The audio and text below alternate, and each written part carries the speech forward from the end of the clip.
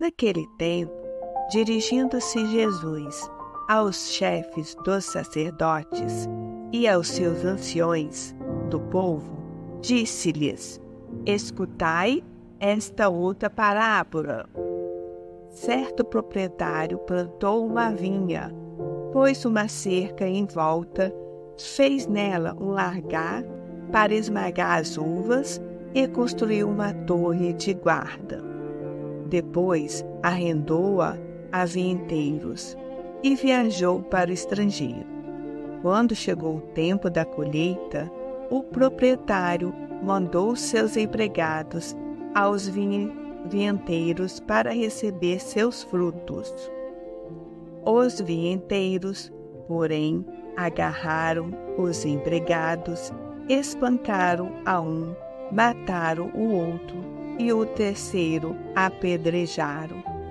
O proprietário mandou de novo outros empregados, em maior número do que os primeiros, mas eles os trataram da mesma forma.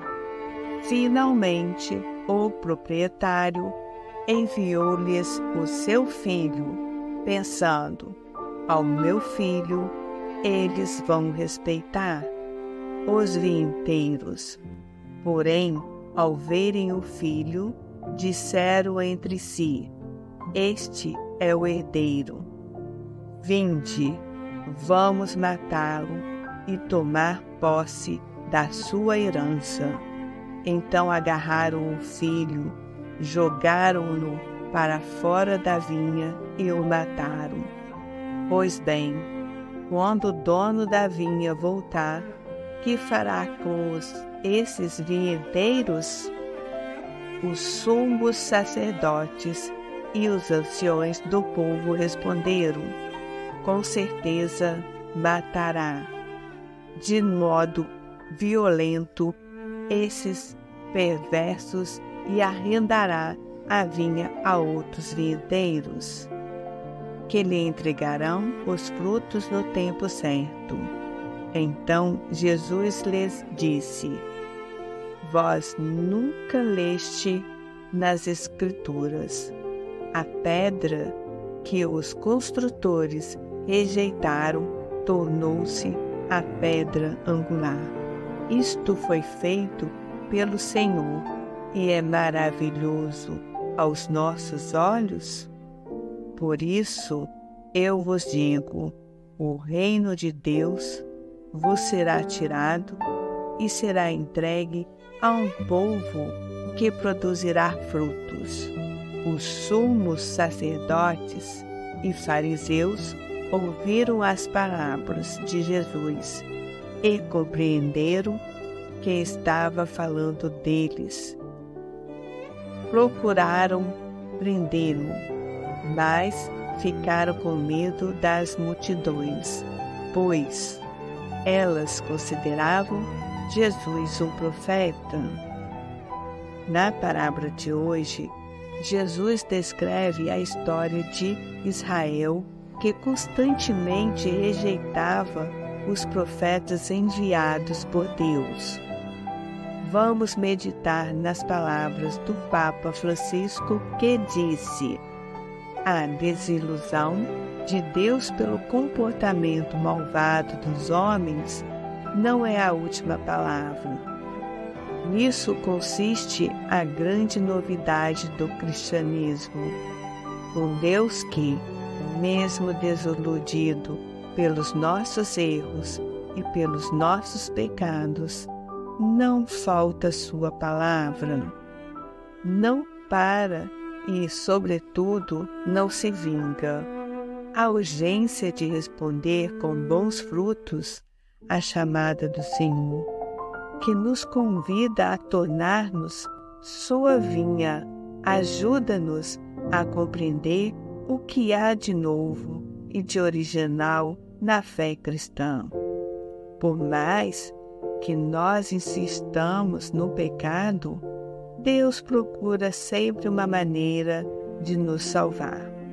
É muito provável que nós já tenhamos agido como os vinheteiros, da parábola, mas Deus sempre nos acolhe de volta, se o procurarmos com verdadeiro arrependimento, pois Ele não quer que nossa vinha produza vinagre em vez de vinho. Deus nos pede frutos porque nos quer feliz. Tenho procurado com regularidade os sacramentos? Tenho examinado diariamente a minha consciência para lutar contra os meus vícios?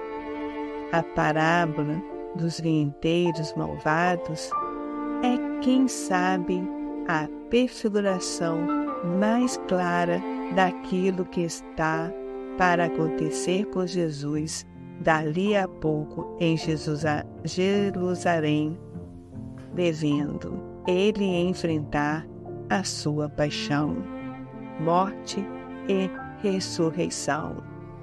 Mas a coisa que mais nos toca é que cada um de nós está na posição daqueles vinteiros. De fato, a vinha da nossa existência não a conseguimos sozinhos.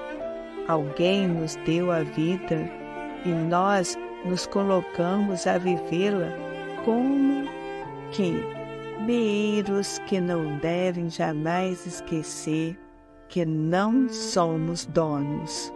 A espiritualidade de arredantários é o que nós devemos aprender a cultivar na nossa vida.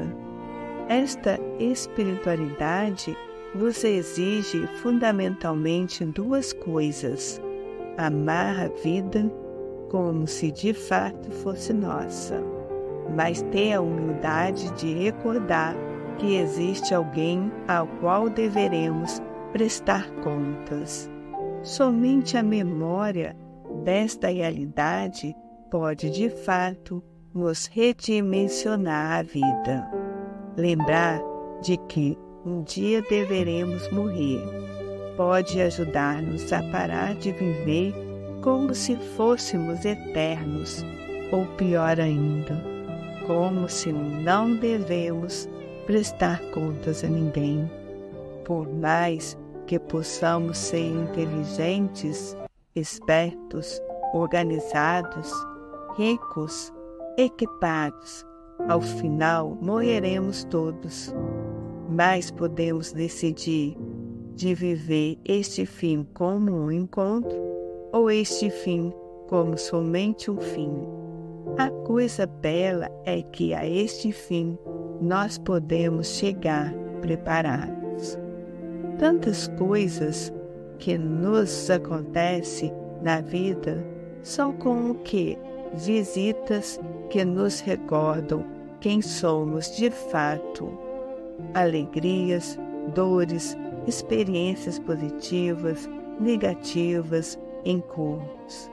Cada uma destas coisas é como mensageira de Deus. E, em última instância, como se fosse Jesus escondido em cada um destes acontecimentos. A pergunta é: o que queremos fazer com estas visitas? Queremos nos livrar de Cristo ou acolhê-lo por aquilo que de fato é?